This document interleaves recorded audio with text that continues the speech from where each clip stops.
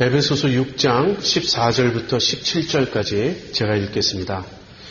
그런즉 서서 진리로 너희 허리띠를 띠고 의의 흉배를 붙이고 평안의 복음의 예비한 것으로 신을 신고 모든 것 위에 믿음의 방패를 가지고 이로써 능히 약한 자의 모든 화전을 소멸하고 구원의 투구와 성령의 검 곧 하나님의 말씀을 가지라. 지난 주일에 영적 전투에 대해서 저희가 함께 살펴보았습니다. 간단히 요약하면 우리가 싸우는 이 영적 전투의 대적은 누구인가? 우리는 어떤 대상을 두고 이 싸움을 싸우는가? 혈과 육이 아니라, 다시 말해서 겉으로 드러난 사람이 아니라 하늘에 있는 악한 영들이라고 성경은 우리에게 말합니다. 그래서 이것은 영적 싸움인 거예요. 두 번째로 이 영적 전투의 목적은 무엇인가? 굳게 서서 이 악한 자들을 대적하기 위함입니다. 제가 어떻게 설명을 드렸냐면 우리가 새롭게 승리를 쟁취하는 것이 아니라 이미 그리스도께서 십자가에서 성취하신 승리를 지키는 것, 그것이 영적 전투의 목적이라고 말씀드렸습니다. 세 번째로는 방법입니다. 그렇다면 이 영적 전투는 어떻게 싸워야 하는 것일까? 대답은 하나님의 전신 갑주를 입으라는 것입니다. 여러분, 한 주를 살면서 영적 전투를 경험하셨습니까? 영적 전투에서 승리하셨습니까? 승리했다면 어떻게 승리하셨습니까? 또는 패배했다면 그 이유는 무엇입니까? 혹시 영적 전투가 있었는지조차 모르고 계시진 않습니까? 내 생각에는 아무 일도 일어난 것이 없고 지난주는 영적 전투가 없었다. 혹시 이렇게 생각하십니까? 우리가 만약에 영적 전투가 없었다고 생각한다면 우리가 사탄의 괴계를 모르기 때문에 그렇습니다. 다시 말하면 우리가 이미 그 영적 전투에 지고 있다는 사인일 것입니다. 우리가 어떤 공격을 받았는지 우리가 잘 모른다는 것이죠. 우리가 그리스도인이라면, 우리가 하나님의 백성이라면 잠시도 영적 전투가 없을 수 없습니다. 그 이유는 사탄이 우리를 내어버려 두지 않기 때문에 그렇습니다. 사탄은 자기 편은 공격하지 않아요. 여러분도 경험하셨겠지만 언제 사탄의 공격이 가장 심하던가요? 우리가 은혜 받았을 때입니다.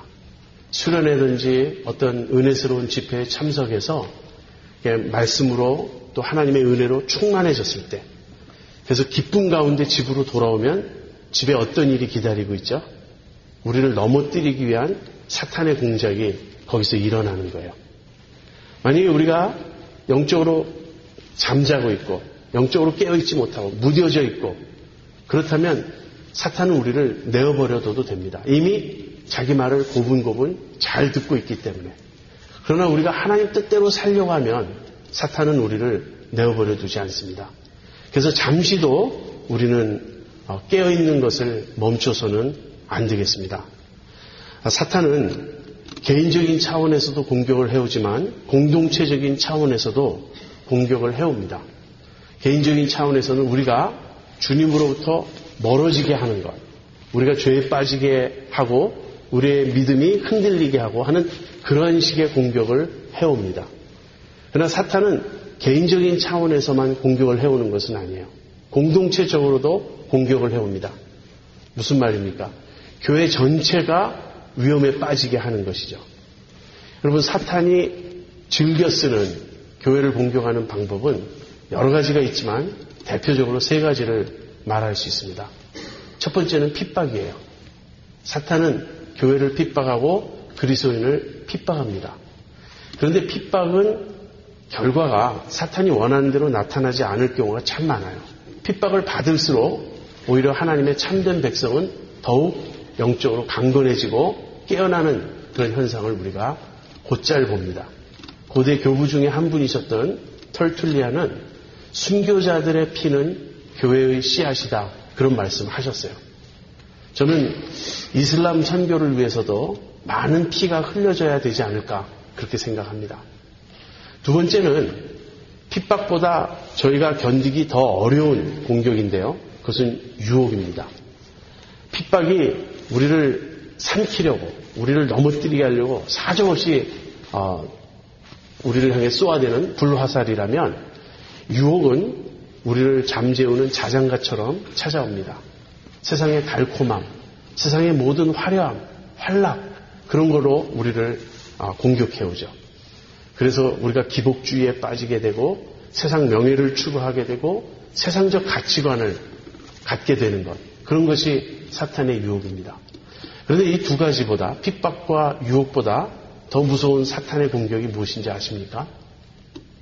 그것은 미혹이에요. 그것은 우리를 속이는 것입니다. 우리를 기만하는 것입니다. 왜 이 미혹, 이 기만이 가장 무서운 사탄의 공격인가? 핍박이든 유혹이든 예수님을 잘 믿고자 하는 사람은 견뎌낼 수 있어요.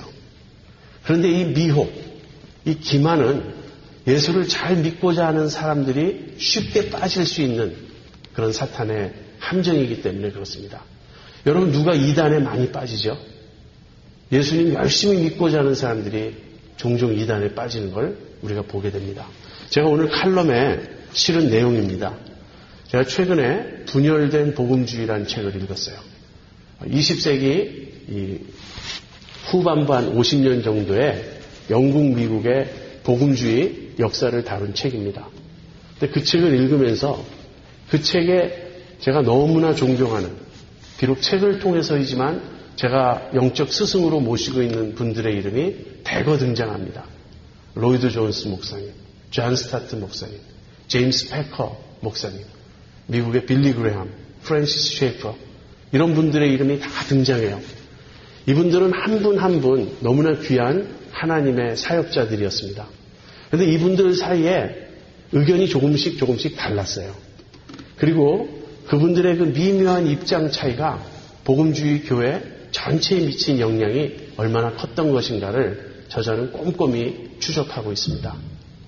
지금 이 시점에서는 누가 옳았는지 쉽게 말하기 어려워요. 그러나 우리가 한 가지 기억해야 할 것은 우리 복음주의 신앙이 고정되게, 불변하게, 거기 그렇게 안전하게 있는 것이 아니라는 거예요. 우리 복음주의 신앙이 계속해서 어떤 사탄의 공격을 받고 그 안에 변질된 요소들, 왜곡되는 요소들이 자꾸 등장합니다. 그래서 우리의 선조들이 굳게 붙들었던 성경적 신앙이 우리도 모르는 새에 인간의 사상과 현대 사조에 물들어서 변질되어 있고 왜곡되어 있고 그릇되게 변해 있는 것을 우리가 보게 돼요. 이런 점이 너무 무서운 것입니다. 제가 요즘 현대 교회를 생각하면서 마음에 갖는 가장 큰 염려는 바로 이 복음의 변질, 복음의 왜곡이에요. 우리가 열심히 좀 식는 것, 우리가 전도를 그렇게 많이 못하는 것, 그런 것보다 더 무서운 것은 우리가 붙잡고 있는 신앙 자체가 우리도 알게 모르게 기독교 신앙이 아니게 되는, 조금씩 바뀌어서 우리도 모르게 우상숭배에 빠지게 되는 그런 현상입니다.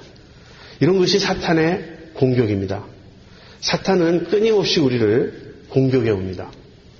자, 그렇다면 어떻게 이 사탄의 공격을 막아낼 수 있을까?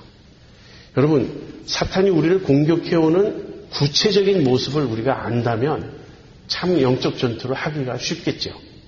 미리 하나님의 천사라든지 누군가가 우리에게 예고를 해줄 수 있습니다. 사실 주님은 예고하셨어요. 베드로에게 내가 오늘 닭 울기 전에 3번 나를 부인할 것이다. 베드로가 어떻게 넘어질 것인지 주님 말씀해 주셨습니다. 그런데도 베드로는 넘어졌습니다. 그렇지만 우리는 이번 주에 어떠한 일이 있을 것이고 그래서 내가 준비해야 된다. 이런 이야기를 우리가 들었다면 긴장하고 이 영적 전투를 대비할 수 있을 거예요. 근데 그런 일이 없죠. 시험이라는 것은 언제나 무방비 상태에서 찾아오기가 쉽습니다. 우리가 모를 때 찾아옵니다. 이런 영적 싸움을 어떻게 해야 할 것인가 하는 것입니다. 오늘 본문은 그런즉 서서 하나님의 전신갑주를 입으라 이렇게 말해요. 이 문장 구조는 전신갑주를 입고 굳게 서라, 이런 뜻입니다. 그래서 우리가 둘로 나눠서 생각을 해보겠어요. 우리가 먼저 서야 합니다. 그리고 서되 어떻게 서야 하냐면 전신갑주를 입고 서야 돼요. 근데 이 전신갑주의 내용 하나하나가 뒤집어 보면 사탄이 우리를 어떻게 공격해 오느냐 하는 그 점을 보여줘요. 사탄이 그런 식으로 공격을 해오니까 그것을 막기 위해서 그러한 전신갑주가 필요한 것입니다. 그러한 무장이 필요한 것이에요. 그래서 오늘 본문을 통해서 우리가 무엇을 해야 하는지에 대해서 구체적으로 좀 배워보도록 하겠습니다. 이 전체 문장의 주 동사는 서라 하는 것입니다. 그리고 이것은 명령형으로 주어져 있어요. 우리가 이 영적 싸움을 어떻게 싸울 것인가 이렇게 질문을 한다면 대답은 서야 한다는 것이에요. 서라. 이 서는 것은 영적 전투의 기본 자세입니다. 여러분 워치만이라고 하는 오래전에 돌아가셨죠. 중국의 영적 지도자를 아시죠? 그분이 에베소서에 대해서 쓴 짧은 책이 있습니다. 그 책의 제목은 좌행찬이에요. 제목이 참 독특하죠. 이 좌는 한자로 되어 있는 것인데 앉다는 뜻이고요. 행은 행하다는 뜻이고 참은 선다는 뜻이에요. 그래서 영어로는 sit, walk, stand. 앉으라, 그 다음에 행하라, 그 다음에 서라. 그것이 제목이에요. 이분은 에베소서를 이 세 핵심 단어로 정리했습니다. 그래서 에베소서 1장부터 3장까지는 핵심 단어가 앉다예요. 무슨 이야기입니까? 에베소서 2장 5절에 하나님께서 우리를 그리스도와 함께 살리시고 우리에게 중생을 주신 것입니다. 우리의 영혼을 살리시고 함께 일으키시고 함께 하늘에 앉히셨다 하는 그 말씀에서 나온 단어예요. 이 앉다는 그리스도 안에서 우리의 신분을 보여줍니다. 우리의 그리스도인의 삶은 앉는 데서 시작한다는 거예요. 우리가 무엇인가를 해야 하는 것이 아니고 그리스도께서 성취해 놓으신 복음 안에서 완성해 놓으신 그 구원의 사역을 의지해서 우리가 그리스도 안에서 앉는 일, 쉬는 일에서부터 그리스도인의 삶은 시작된다고 그분은 말합니다. 두 번째는 4장 1절부터 6장 9절까지예요. 이 부분의 핵심 단어는 행하다입니다. 영어로는 걷다라는 뜻의 walk이라는 단어가 쓰여 있습니다. 그래서 이렇게 앉음에서 시작한, 쉼에서 시작한 그리스도인의 삶은 이제 어디로 이어지냐면 행하는 것으로 이어져요. 그래서 이 행하는 부분의 내용을 우리가 오랜 기간 살펴보았습니다. 우리가 어떻게 몸 안에서 행할 것인지, 어떻게 거룩한 삶을 살 것인지, 어떻게 성령의 충만을 받을 것인지, 어떻게 구체적으로 가정생활을 할 것인지. 그리고 마지막 부분은 6장 10절부터 마지막 절까지 영적 전투에 대한 부분이에요. 이 영적 전투에 대한 이 부분의 핵심 단어는 서다입니다. 오츠마니는 영적 전투의 기본 자세는 서는 것이라고 말합니다. 우리가 서 있는 이유는 대적하기 위함이고 서 있다는 말은 사탄의 공격을 막아내는 그런 자세를 보여줍니다. 그래서 이 영적 전투를 어떻게 행할 것인가에 대한 대답은 서 있으라는 거예요. 여러분 서 있는다는 말은 앉는 것과 대조되죠. 앉는 것은 어떤 것입니까? 쉬는 거예요. 또 눕는 것과 대조되죠. 눕는 것은 무엇이죠? 자는 거예요. 우리는 한편에서는 앉아 있어야 합니다. 항상 그리스도께서 우리를 행하신 그 구원의 완성된 사역 위에 앉아서 쉬어야 합니다. 그러나 동시에 우리는 그리스도를 따르기 위해서 행해야 하고요. 그 다음에는 사탄의 공격을 막아내기 위해서 영적으로 서 있어야 한다는 거예요. 그래서 제가 여러분에게 던지고 싶은 질문은 이것입니다. 여러분은 지금 서 계십니까? 영적으로 굳게 서 계십니까? 아니면 서지 않고 다리가 후들후들 떨리고 서 있는 것이 너무 힘들어서 주저앉고 싶으십니까? 우리는 굳게 서 있어야 하겠습니다. 네, 서 있는데 어떻게 서 있으라는 말인가? 하나님의 전신 갑주를 입고 서 있으라 그렇게 말합니다. 그래서 이제 사도 바울은 6가지의 무장을 말해요. 진리의 허리띠, 의의 흉배, 평안의 복음에 예비한 것, 그 다음에 믿음의 방패, 구원의 투구, 마지막으로 성령의 검을 말합니다. 이 영적 무장, 이 전신갑주는 어디서 온 그림일까요? 크게 두 가지로 생각해 볼 수 있습니다. 첫 번째는 구약 이사야서의 배경이 있어요. 이사야서 59장 17절에 이런 말씀이 있습니다. 의로 호심경을 삼으시며 구원을 그 머리에 써서 투구를 삼으시고 보수로 옷을 삼으시며 열심을 입어 겉옷을 삼으시고. 무슨 말이냐면 여호와 하나님께서 직접 이렇게 무장을 하고 계시다는 거예요. 그 배경은 하나님께서 당신의 백성 이스라엘을 건지시고 구원하시는 그 모습입니다. 근데 하나님께서 당신의 백성을 어떻게 지키시는가? 전사가 되셔서, 용사가 되셔서 적들을 대적하시고 적들을 물리치시는 그런 싸움을 하심으로써 당신의 백성을 지키신다는 거예요. 그래서 하나님의 전신갑주는 우리가 입기 이전에 하나님 당신께서 먼저 입으신 전신갑주입니다. 무슨 말이죠? 하나님께서 마귀 사탄 당신의 대적들을 이러한 무기를 가지고 대적하시고 싸우신다는 거예요. 그런데 그 하나님의 전신갑주를 이제 우리에게 입혀주시는 겁니다. 이제 우리가 그것을 입고 용사이신 하나님, 전사이신 하나님처럼 우리도 이 영적 전투에 뛰어들어야 한다는 것이에요. 그러나 구약의 배경은 여기 나와 있는 그림 전체를 다 커버하고 있지는 않습니다. 그래서 더 가까운 예는 로마 군인들의 모습이에요. 여러분이 이미 배너라든지 그 당시 영화를 많이 보셨기 때문에 우리 눈에 아주 선할 것입니다. 여러분 로마 병사가 어떻게 무장하고 있는지 그 모습을 머릿속에 한번 그려보세요.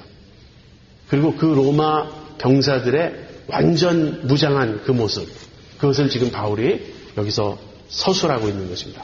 그 두 가지 그림, 구약 이사야에 나오는 하나님의 전신갑주와 로마 군인들의 그 무장한 모습이 합쳐져 가지고 여기 지금 등장하고 있어요. 겉으로는 로마 군인들의 무장의 모습이에요. 그런데 그 무장의 각 요소들을 구약의 배경과 연결시켜서 기독교와 한 것이 이 전신갑주에 대한 가르침입니다. 한번 구체적으로 살펴보도록 하겠습니다. 먼저 진리의 허리띠를 띠라는 말이 나옵니다. 여러분 이 허리띠는 정확히 이야기하면 허리에서부터 이 무릎 위까지 내려오는 가죽으로 된 덮개예요. 그 가죽 덮개가 이렇게 몇 개가 이렇게 연결돼서 마치 치마처럼 두르고 있는 그 모습 여러분 상상하실 수 있죠. 그래서 허벅지를 보호하는 그러한 그 무장입니다. 이것이 진리의 허리띠예요. 여기서 진리는 무엇을 가리키냐면 하나님의 진리를 가리킬 수도 있고요. 우리의 진실성을 가리킬 수도 있습니다. 학자들마다 의견이 나뉘는데 이것을 우리가 특별히 구분할 필요가 없다고 생각해요. 양면이 다 있다고 생각합니다. 진리의 허리띠란 무엇인가? 하나님의 진리, 하나님이 선포하신 진리, 하나님이 우리에게 가르쳐 주신 그 진리이면서 동시에 그 진리를 쫓아 사는 우리들의 진실성, 거짓이 없는 정말 이렇게 맑고 투명하고 깨끗한 우리의 모습, 그 양면성을 다 지니고 있다고 생각할 수 있습니다. 그래서 진리로 번역해도 되고 진실로 번역할 수도 있습니다. 그것으로 우리의 허리띠를 삼으라. 바울은 그렇게 말해요. 두 번째 요소는 의의 흉배입니다. 여러분 그 로마 군인들 이 가슴판에 이 동철로 구리로 이렇게 녹여가지고 이렇게 판을 만들어서 쓰고 있는 것 여러분 보신 적 있죠? 영화에서. 저는 그 장면을 볼 때마다 그 갑바와 이 식스팩 있죠? 이 복근이 쫙 새겨져 있는 그 모습을 보면 너무 부러워요. 내면은 전혀 안 그래도 그걸 아무튼 이렇게 쓰고 있으면 굉장히 남자다워 보인다는 그런 생각을 합니다. 그래서 이것이 동철로 되어져 있기 때문에 칼로 찔러도 만약에 그 흉배를 이렇게 딱 붙이고 있으면 칼이 들어올 수가 없죠. 쇠와 쇠가 부딪히니까 그렇게 해서 이 앞을 보호합니다. 어떤 분들은 이 의의 흉배가 우리의 앞만 보호하고 있다고 이제 말하는 분들도 있는데 로마 군인들을 보면 앞뒤로 다 있어요. 그래서 이 어깨에서 그것을 연결해서 이렇게 쓰는 그런 모습입니다. 여기서도 의의 흉배라 그래요. 이 의도 양면성이 있습니다. 하나님께서 우리에게 덧입혀 주시는 의, 그런 의미에서는 칭의라고 할 수 있죠.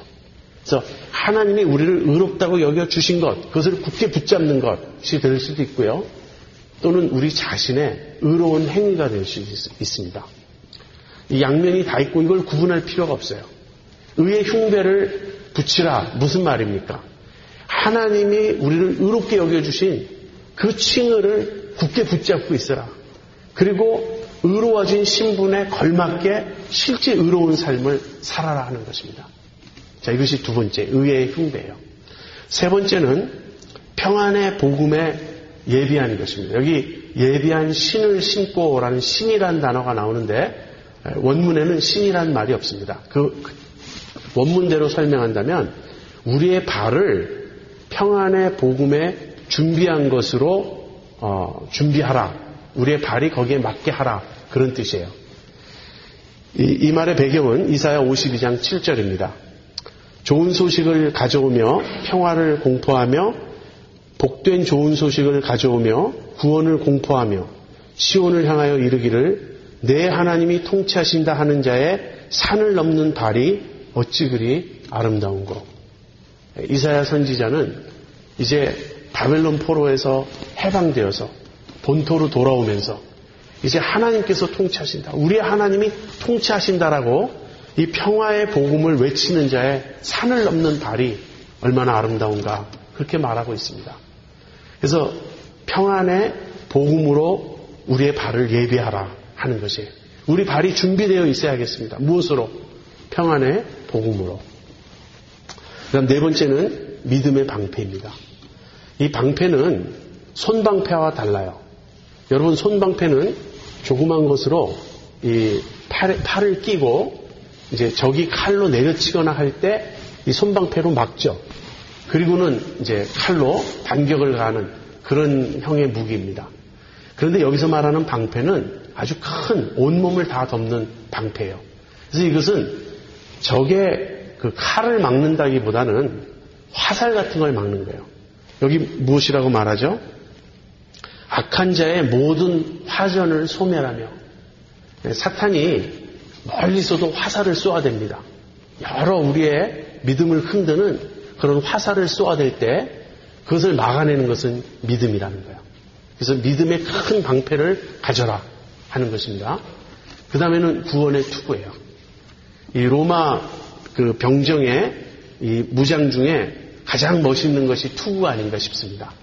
왜 이렇게 깃이 이렇게 달려있는 그 투구. 그 투구도 역시 동철로 되어 있습니다. 그래서 칼로 이렇게 웬만큼 내려쳐서는 머리를 해할 수 없어요. 머리를 보호합니다.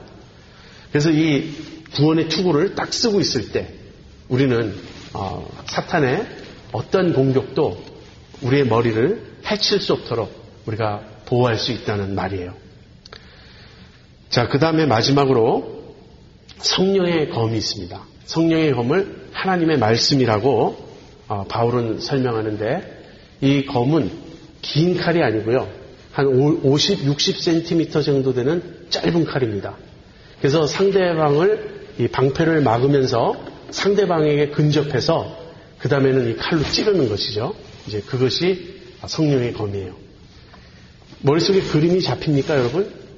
진리의 허리띠. 이것은 허벅지 위를 덮는 가죽 덮개입니다. 그 다음에 의의 흉배. 그 다음에 평안의 복음의 예비한 것을 신으라. 그 다음에는 믿음의 방패, 큰 방패. 그 다음에 구원의 투구. 그 다음에 성령의 검입니다. 자, 중요한 것은 바로 이러한 한 가지 요소가 사탄의 공격을 암시하고 있다는 거예요. 사탄이 우리를 어떻게 공격해 오는가? 여러분, 왜 우리가 진리의 허리띠를 띄어야 하겠습니까? 그것은 사탄이 우리를 오류로 공격해 오기 때문에 그렇습니다. 아까 제가 우리 복음주의 교회가 긴장해야 하고 깨어 있어야 하고 영적 싸움을 제대로 싸워야 한다고 말씀드릴 때 무엇이 우리의 문제라고 말씀드렸죠? 복음의 변질, 복음의 왜곡이라고 말씀드렸죠. 보수적인 기독교에서는 이 복음이 지나치게 기복주의화되어 있어요. 하나님을 섬기는 신본주의적인 복음이 아니고 내 소원과 욕구를 만족시키는 지극히 인본주의적인 행복주의로 변질되어 있습니다. 그런가 하면 사회 참여를 주장하는 자유주의 기독교에서는 복음이 하나의 정치 이데올로기로 변질되어 있어요. 이렇게 오류가 우리에게 찾아옵니다. 사탄이 우리가 믿는 이 신앙을 왜곡시켜요. 이단적인 가르침이 성행합니다. 많은 신학자들이 더 이상 성경의 영감을 믿지 않아요. 성경은 인간이 쓴 책이라 그렇게 말하기 시작합니다. 종교다원주의가 우리를 휩싸고 있습니다. 이럴 때 우리가 이 공교를 어떻게 막아낼 수 있죠? 진리에 굳게 서야 합니다. 진리에 굳게 서야 합니다. 두 번째로는 의의 흉배예요. 여러분, 사탄이 우리를 공격해 올 때 우리에게 죄의식을 심어주는 경우가 참 많습니다. 여러분, 우리가 무슨 잘못하면 죄의식을 갖게 되죠. 죄의식을 갖는 것이 건강한 것입니다. 죄의식이 없는 사람이 있어요. 거짓말을 밥 먹듯이 하면서도 전혀 죄의식을 느끼지 않아요. 법을 어겨도 아무렇지도 않아요. 이것은 큰 문제예요. 그러나 우리가 죄를 범했을 때 죄의식이 느껴질 때 그 죄의식을 해결할 줄 알아야 돼요. 어떻게 해결해야 됩니까? 주님 앞으로 가져가야 돼요. 주님 앞에 회개하고 이 죄를 자백하고 빨리 주님의 십자가에서 완성하신 이 보혈의 공로를 우리가 의지해서 다시금 죄 용서의 확신을 가지고 깨끗이 씻김 받은 확신을 가져야 합니다. 그런데 죄의식에 사로잡혀서 거기서 헤어나지를 못한다면 우리는 사탄의 소나기에 놀아날 수밖에 없습니다. 그래서 의의 흉배를 붙여야 하는 것입니다. 죄의식뿐 아니라 죄의 유혹으로 사탄이 우리를 공격해 올 때 여러분 우리가 의의 흉배를 붙임으로써 다시 말하면 진정한 의의 삶을 추구함으로써 사탄의 공격을 물리쳐야 한다는 거예요. 여러분 기도 응답에 확신이 있습니까? 요한은 그렇게 말합니다. 요한 1서에서 우리가 주님의 뜻대로 행한다면 우리가 빛 가운데 있다면 하나님께서 우리의 기도를 들으시는 걸 우리가 확신할 수 있다고. 그러나 우리가 죄 가운데 어둠 가운데 행한다면 기도 응답의 확신을 가질 수가 없습니다. 그 다음에 저는 세 번째 것을 넘어가고요. 네 번째 것으로 가겠습니다. 믿음의 방패예요. 사탄이 우리에게 불화살을 쏘아댑니다. 그 불화살이라는 건요. 우리 삶에 일어나는 여러 가지 어려움이에요. 우리를 불안하게 만들고 우리를 염려하게 하고 우리를 두려움에 빠지게 하고 의심하게 하는 여러 가지 삶의 정황들이 있습니다. 우리의 믿음이란 것이 얼마나 흔들리기 쉽고 얼마나 얕은 것인지 성경 공부하고 교회에서 기도 모임할 땐 우리가 아멘 아멘 합니다. 나 집에 돌아가서 어떤 반갑지 않은 소식을 듣게 돼요. 우리 티네이저 아들이 예를 들어서 잘못 휩쓸려서 갱에 들어가서 싸움을 해가지고 큰 일이 벌어졌다. 그런 일이 터지고 우리에게 소식이 들려오면 우리의 마음은 금방 녹아버리죠. 또 우리가 직장을 잃게 될 때, 건강을 잃게 될 때, 차 사고가 난다든지 하는 일이 일어날 때, 아무튼 우리가 믿음을 잃어버리기 쉬운 일들이 우리 주변에 많이 일어납니다. 사탄이 그렇게 불화살을 우리에게 쏘아대요. 그럴 때 어떻게 우리가 이것을 견딜 수 있겠습니까? 믿음의 방패를 가지라는 거예요. 이 믿음의 방패라는 말은 구체적으로 이야기하면 하나님이 우리에게 주신 약속의 말씀들을 붙잡는 것입니다. 내가 너와 함께 하겠다. 내가 결코 너를 떠나지 않겠다. 내가 너를 보호하겠다.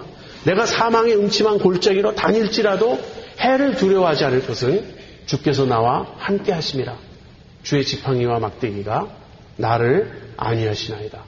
내게 능력 주시는 자 안에서 내가 모든 것을 할 수 있느니라. 이런 말씀을 붙들어야 합니다. 우리 그리스도인은 삶의 상황이 좀 바뀌었다고, 어려운 일이 생겼다고, 쉽게 흔들리고 요동해서는 안 됩니다. 믿음의 큰 방패를 가지고 사탄의 공격을 막아낼 수 있어야 되겠습니다. 이제 네 번째로 구원의 투구인데요. 결국 사탄이 우리를 공격해오는 총체적인 모습은 우리의 구원을 흔드는 거예요. 우리의 구원의 확신을 흔들고 내가 정말 하나님의 자녀 맞는가? 내 신앙생활이 이렇게 믿어도 내가 하나님의 자녀라고 말할 수 있겠는가? 내가 구원을 정말 받았다고 말할 수 있겠는가? 이런 점을 흔듭니다. 이 머리는 한번 잘못 맞으면 치명적이에요. 그래서 우리가 구원의 투구를 확실히 써야 합니다. 구원의 확신을 확실히 우리가 붙잡아야 돼요. 구원의 확신 위에 확실히 서 있어야 합니다. 지금 제가 네 가지를 말씀드렸어요. 진리의 허리띠, 의의 흉배, 믿음의 방패, 구원의 투구. 이 네 가지는 전부 방어용 무장입니다. 사탄이 우리를 그렇게 공격해 온다는 거예요. 그럴 때마다 우리는 진리를 붙잡고 하나님께서 나를 의롭다 하신 또 의로운 삶으로 인도하심을 우리가 좇아야 할 것이고 믿음의 방패를 가져야 할 것이고 구원의 확신 위에 굳게 서 있어야 할 것입니다. 자, 이것이 우리가 사탄의 공격을 막아내는 방법이에요. 그런가 하면 이제 나머지 두 가지 평안의 복음을 예비한 것과 성령의 검은 방어뿐 아니라 공격에도 사용되는 무기라고 말할 수 있습니다. 여러분, 보통 많은 학자들이 마지막 성령의 검만 공격용 무기로 말합니다. 그래서 저는 이 평안의 복음에 예비한 것도 공격용으로 쓰일 수 있다고 생각해요. 이 복음을 전파한다는 것은 적극적인 것이고 공격적인 것입니다. 우리가 사탄의 그 스트롱홀드, 사탄의 기지, 사탄의 그 강력한 진을 어떻게 흔들 수 있겠습니까? 우리가 사탄과의 싸움, 이 영적 싸움에서 사탄이 공격해오는 것을 막아내기만 하는 건 아니에요. 막아냄으로써 우리가 승리를 지키는 것은 사실입니다. 그럼 우리는 공격도 합니다. 어떻게 공격하나요? 한마디로 복음을 전파함으로 공격하는 거예요.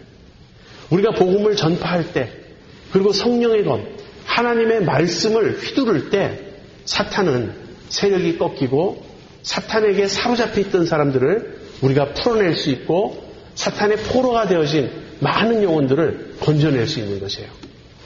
이 복음의 신을 신고 복음의 평안의 복음에 예비한 것으로 우리가 발을 준비해서 앞으로 나아갑니다. 그 복음의 신이라는 것은요, 이 울퉁불퉁한 길도 마음대로 다닐 수 있는 발을 편안하게 해주는 그런 신발이에요. 여러분, 이 평안의 복음의 신발을 신으셨습니까? 여러분, 복음을 외치고 계십니까? 우리가 복음을 외칠 때마다 우리는 사실 그런 확신을 갖기가 어려운데요. 내가 복음을 전한다고 해서 사람들이 쉽게 믿는 것 같지 않아요. 사람들이 별로 반응하는 것 같지 않아요. 목사인 저의 늘 고민은 무엇이냐면 우리들 목사들이 설교를 한다고 성도들이 바뀌느냐 하는 것입니다. 이런 자주 섞인 그런 대화를 목회자들 사이에서는 모여서 많이 합니다. 우리가 믿음이 없어요. 하나님의 말씀이 얼마나 강력하고 능력이 있는 것인지를 사실 우리가 잘 확신하지 못합니다. 그래서 우리가 복음을 전한다고 해서 우리가 말씀을 전한다고 해서 어떤 변화가 일어날까? 어떠한 일이 일어날까?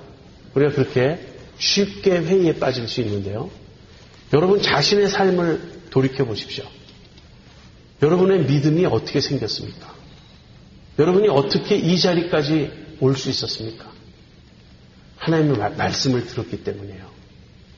그러므로 믿음은 들음에서 나며 들음은 하나님의 말씀으로 말미암는다.